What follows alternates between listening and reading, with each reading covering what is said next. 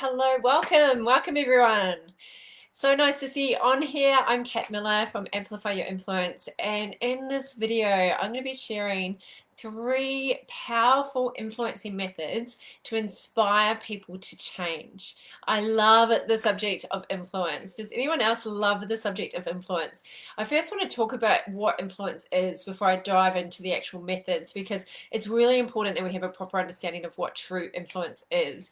And since 2003, I've been so blessed to work with thousands of people and help them to inspire themselves to change. I kind of think of influence as something where it's not about me influencing someone, but about helping someone, facilitating someone to actually feel inspired to want to change. And there's loads of different ways that we can help people to change. So whether that's in business or in life, influence is an incredibly powerful skill. And if we want to help people to change so that they can get more of what they want, so they can actually have a breakthrough, so that they can change, transform, and they can actually improve the quality of our life, of their life, it comes down to our ability to influence. So influence is something I've been studying for a long time, something that I've been working on improving for a long time, is how can I help that person to influence themselves to actually want to change? Because we all know that change is not always easy, right? Like we can say, okay, this is what I want, but the actual process to get there is not always easy. So welcome those of you who are joining me. Hello, hello, hello. I know not everyone likes the idea of influencing people. Some people think of influence as manipulating or being pushy or trying to convince someone to do something that they don't want, and that's not true influence. When you think about authentic, genuine influence, how you can help someone to get more of what they want. People love to be influenced to get more of what they want. So it's not about trying to change someone's mind or convince them or anything like that. There's many different ways we can use influence in business and marketing. Influence is about influencing someone to take action, whether that's on your Facebook ads, on an email that you send out, maybe it's on like your video or your website landing pages, on your website, things like that. So that's influence through marketing. Whether that's in a sales conversation, whether you're influencing someone to make a decision to buy your product or service, but it's helping someone to make a decision, to get what they want, to make a decision to take a new action, and usually repetitively take multiple actions to help them get what they want. So why would we want to influence people?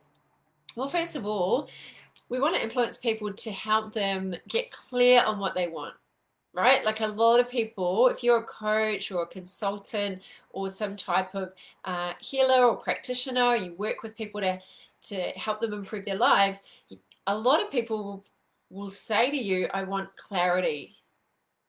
Like, I want to be clear on my direction. I want to join the dots. I want to be clear on what it is and why I can't get it and what's in the way. And so a lot of people need help getting clear on what they want. We also want to be able to influence to help them identify what's in the way of getting what they want. If they're here and they want to be here, what is actually in the way? What is stopping them getting what they want? So identifying what the block is specifically. Most people only have a vague idea. And then actually overcome that block. So the block could be a limiting belief. The block could be some type of emotion like fear or doubt that's standing in their way.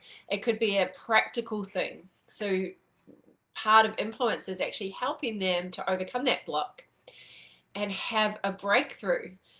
And people have breakthroughs when they're fully aligned with their values and they feel the energy of it, and they can imagine that. Like if you think about right now, think about the last time that you had a breakthrough. Can you think of the last time you had a breakthrough? Give me a yes if you've had a breakthrough. Who's actually had a breakthrough? And that could just be a little breakthrough. It could be where you had a revelation or you had some kind of realization that you wanted to change. So something like the penny dropped. You've had that aha moment. You've had that kind of epiphany moment. Or a breakthrough could be a massive transformational, something's happened where you've changed your life and you're not going back. You've made such a strong, powerful decision.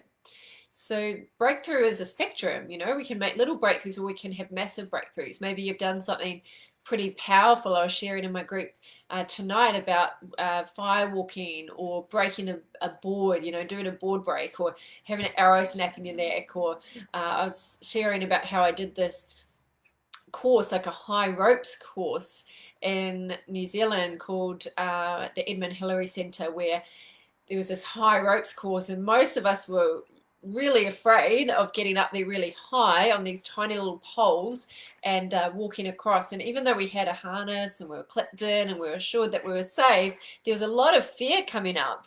And I remember this one point where I was standing on this pole and I had to leap from the pole to catch a trapeze.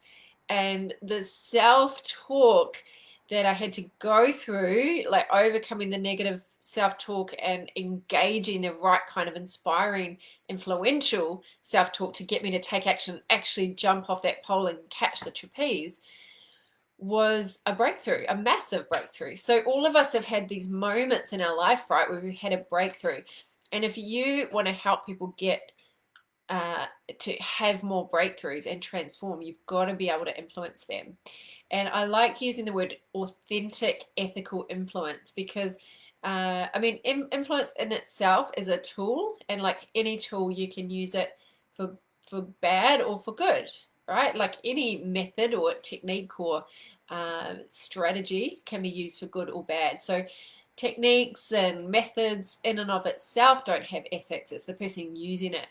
So if your product or service helps people to do those 5 things that I just mentioned, which is get clear on what they want, identify what's in the way of what they want, overcome those blocks, have a breakthrough, and then the 5th one is to improve the quality of their lives, then these are the methods for you. These 3 powerful influencing methods are going to be perfect for you.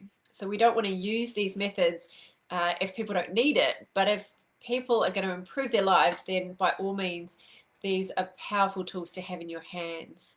So there are many different ways to influence people, loads of different ways. In this video, I'm going to be sharing 3 of them. The first way to influence someone to actually change is to discover their best future self, what I call their BFS, their best future self. I posted about this on Instagram the other day. You might have seen my post. If we're not connected on Instagram, I'd love to connect with you on Instagram and follow you over there.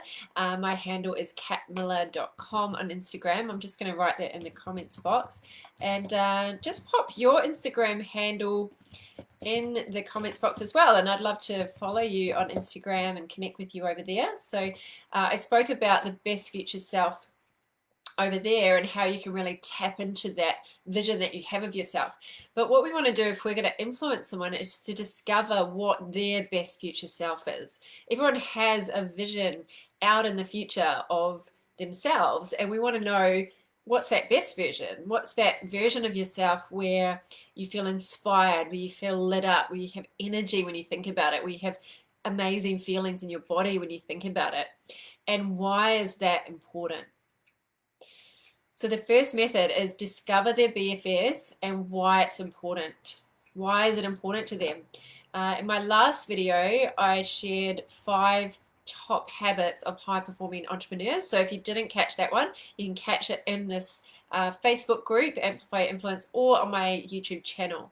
That video's over there. I think you'd really love that one as well if you like the mindset work.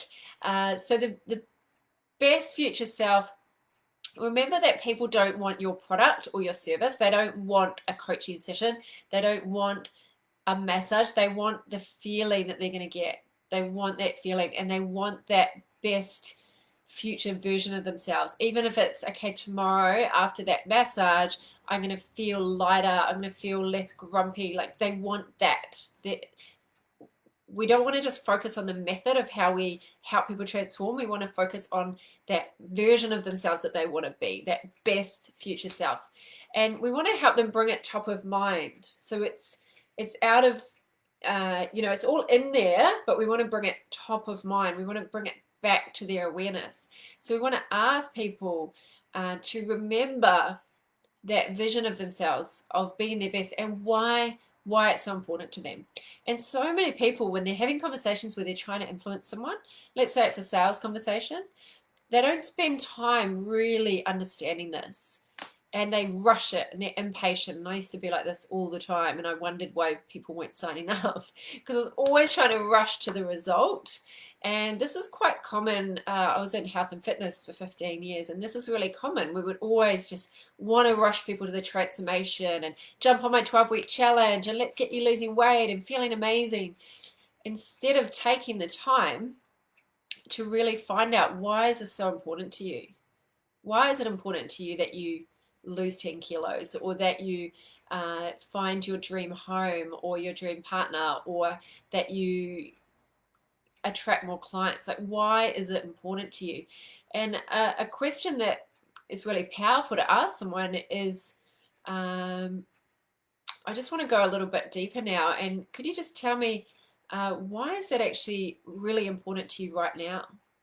So they tell you the reasons, but they often give that surface reason. So before you ask the question about why it's important to them, it's really cool to frame it like, hey, I'd just love to go a little bit deeper. Why is that really important to you right now? What's the real reason? And you'll find that you'll get, you know, like the iceberg, you'll get below the surface. People will drop down from just like the logic, and they get into that energy, the vibration, the feeling, the knowing, that deep knowing that you get in your gut, that sensation that changes in your body when you know that you're aligned, when you're lit up, when you're talking about something meaningful, right? So it's super important that we start to help people to understand, what are they going to see? What are they going to feel? What are they going to hear? How are they going to be speaking to themselves? How are other people going to be speaking to themselves? Amazing. Why else is that important to you? What else do you see? What's that like? Tell me more about that. And then what I like to do when I'm in a conversation with someone, like helping them be inspired to change, I like to say to them, well, I like to really notice the things that come out with extra power, extra oomph, extra life. And I was teaching in my group just before, and I was having a chat with a lady who said, I really want to do a TED talk. So I said to her, tell me, what does your life look like in your future vision? And she said, I really want to do a TED talk. And so I asked her, oh yeah, tell me, why is that important to you? And she said this phrase where she said, I want to feel like I've achieved something. I want to prove to myself that I can do it. And she'd talked a lot about other things, but when she said that, it just stood out to me. There was extra emotion and energy and power. So I wrote that down because that had power to it. And I said, oh, amazing. Like, what's it going to be like? Tell me, what do you imagine? And she started telling me what she imagines out there in her vision. So it's really important that you note those power words, that where people are really connected to it, and they actually feel a shift in their body, because that is real influence, when someone actually feels it. So it's not just logic, right? All right, number 2. So that's number 1, is discover their best future self and why it's important. So make sure that you ask that question, why is that important to you? And number 2 is to listen deeply. Listen deeply for the feelings and images and feed it back to them. So listen deeply for the feelings. So anytime they talk emotional words, any type of feeling, and anytime they speak in images, because if they can imagine it, if they can see it, feel it, hear it, then they hear it fed back to them, it lights them up. There's something so powerful in deeply, intently listening to someone, and for someone to have your words, keywords repeated back to you, your powerful words repeated back to you. It's like, she gets me. He gets me. It's just such a beautiful feeling when someone helps you to, when someone acknowledges those things that are important. So if you're really listening to someone and they're talking and talking and talking, you don't want to stop and say, oh, let me just get this clear, and then repeat back everything they just told you. Like, that's annoying, right? You don't want to be like that. So you want to be listening so deeply and being so present. And the way I do this is kind of put a bubble around me.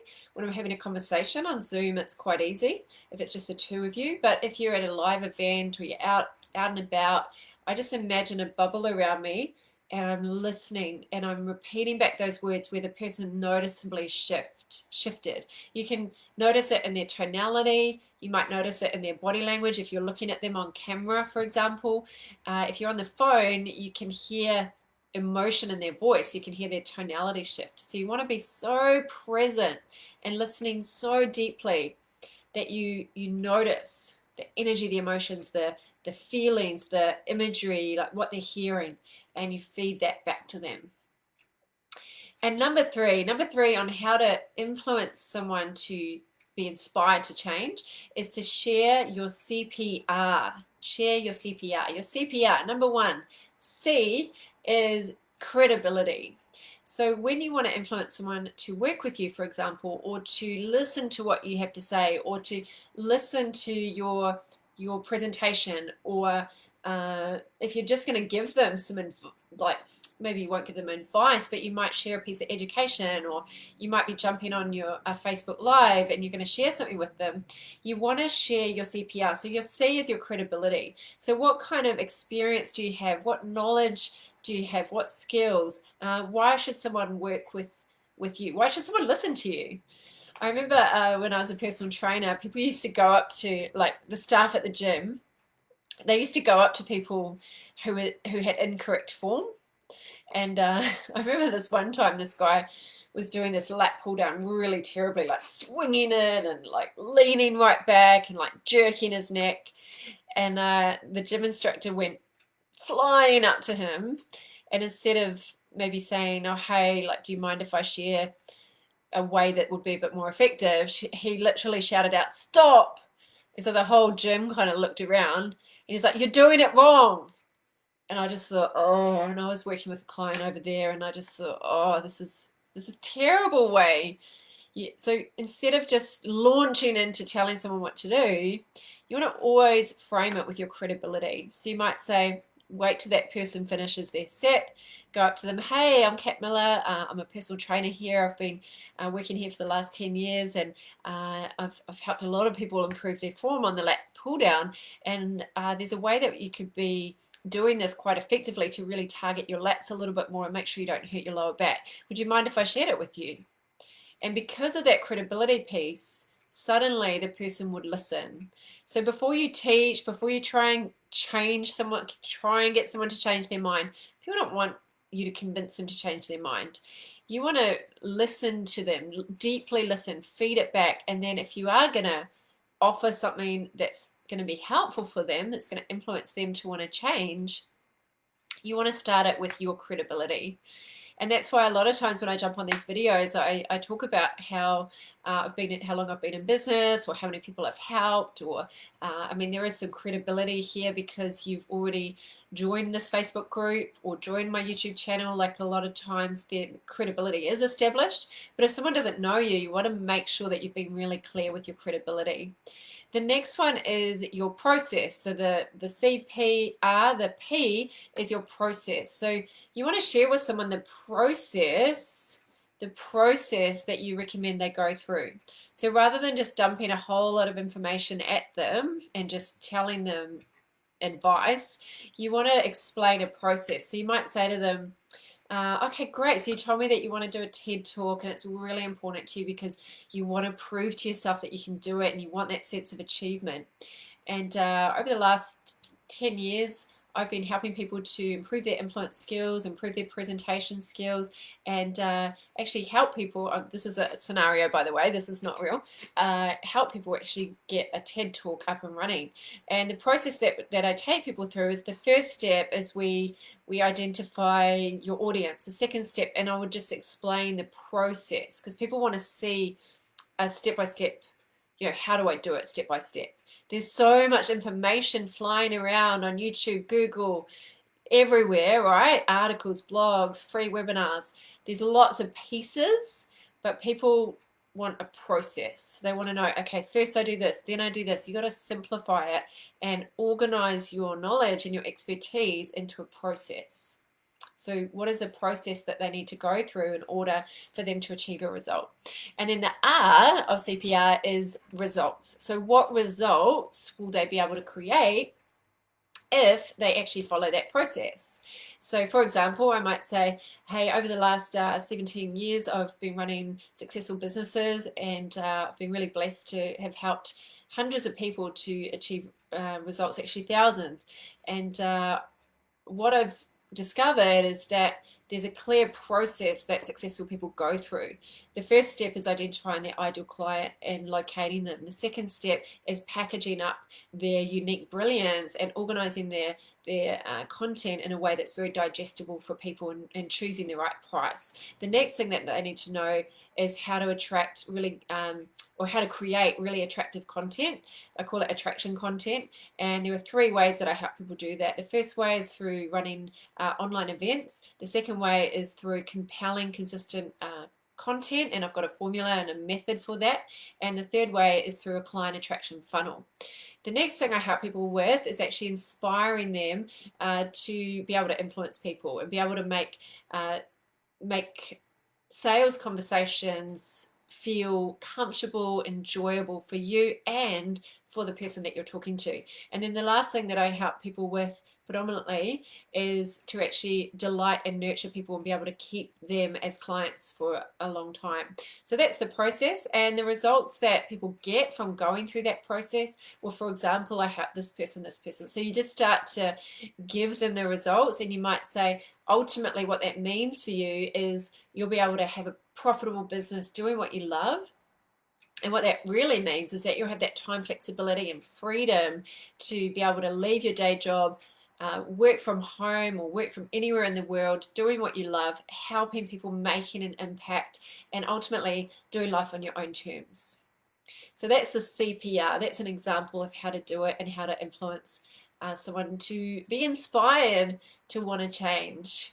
So I'm just going to recap those 3 things again. So number 1 is to discover their BFS, their best future self, and why it's so important to them to have that future vision. They want to light it up. You want them to feel the energy shift, the change in their body, the feelings, to see it, to hear it. And why?